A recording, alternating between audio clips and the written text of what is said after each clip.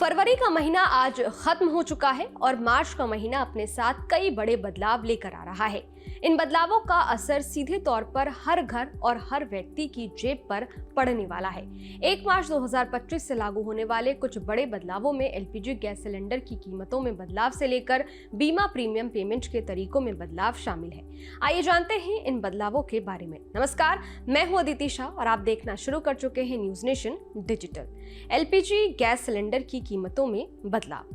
हर महीने की पहली तारीख को एलपीजी गैस सिलेंडर की कीमतों में बदलाव किया जाता है। फरवरी महीने की शुरुआत में 19 किलोग्राम वाले कमर्शियल गैस सिलेंडर के दाम में कमी आई थी। अब मार्च की शुरुआत में भी ये संभावना जताई जा रही है कि कीमतों में कुछ बदलाव हो सकते हैं। ऑयल और गैस डिस्ट्रीब्यूशन कंपनियां हर महीने की पहली तारीख को इन कीमतों में संशोधन करती हैं, जिसका सीधा असर आम लोगों की जेब पर पड़ता है। जेट फ्यूल एटीएफ की कीमतों में संशोधन।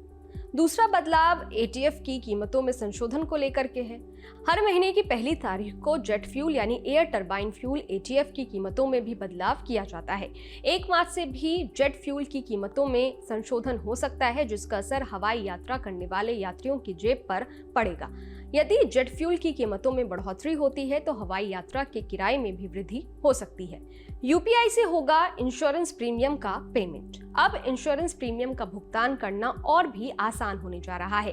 भारतीय बीमा नियामक और विकास प्राधिकरण यानी IRDAI ने बीमा प्रीमियम पेमेंट के लिए एक नई सुविधा की शुरुआत की है, जिसे बीमा ASBA नाम दिया गया है। इस सुविधा का उपयोग 1 मार्च 2025 से किया जा सकेगा। ये सुविधा पूरी तरह से यूपीआई यानी यूनिफाइड पेमेंट इंटरफेस पर आधारित होगी, जिससे करोड़ों भारतीयों जो यूपीआई का इस्तेमाल करते हैं वो आसानी से अपने इंश्योरेंस प्रीमियम का भुगतान कर सकेंगे। UAN एक्टिवेट करने की डेडलाइन 15 मार्च। कर्मचारी भविष्य निधि संगठन यानी EPFO ने यूनिवर्सल अकाउंट नंबर यानी UAN को एक्टिवेट करने और बैंक अकाउंट को आधार से लिंक करने की आखिरी तारीख को 15 मार्च तक बढ़ा दिया है। EPFO की ELI स्कीम का लाभ लेने के लिए ये दोनों कार्य करने जरूरी हैं।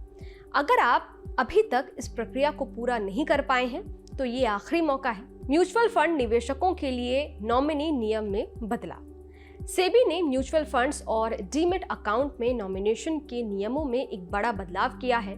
अब म्यूचुअल फंड और डीमेट अकाउंट के निवेशक अपने अकाउंट्स या फोलियो में अधिकतम 10 लोगों को नॉमिनी बना सकेंगे। ये नियम 1 मार्च 2025 से लागू होगा और इससे निवेशकों को अपने निवेश पर कंट्रोल रखने में और अधिक सुविधा मिलेगी। Bank holiday. मार्च में 14 दिन बंद रहेंगे बैंक। भारतीय रिजर्व बैंक यानी RBI ने मार्च महीने के लिए बैंकों की छुट्टियों की लिस्ट जारी कर दी है। मार्च में कुल 14 दिन बैंक बंद रहेंगे, जिसका असर बैंकिंग कामकाज पर पड़ सकता है।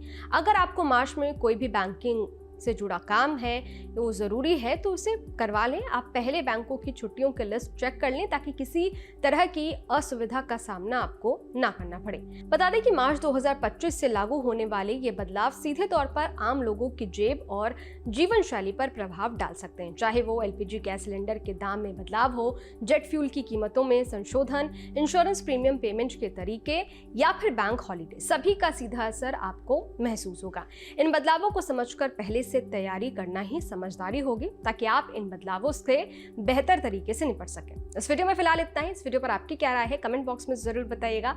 बाकी देश और दुनिया की तमाम खबरों के लिए देखते रहिए न्यूज नेशन, मेरे यानी अदिति शाह के साथ। शुक्रिया। न्यूज नेशन अब व्हाट्सएप पर खबरों की ताजा अपडेट के लिए न्यूज नेशन के इस QR कोड को स्कैन करें।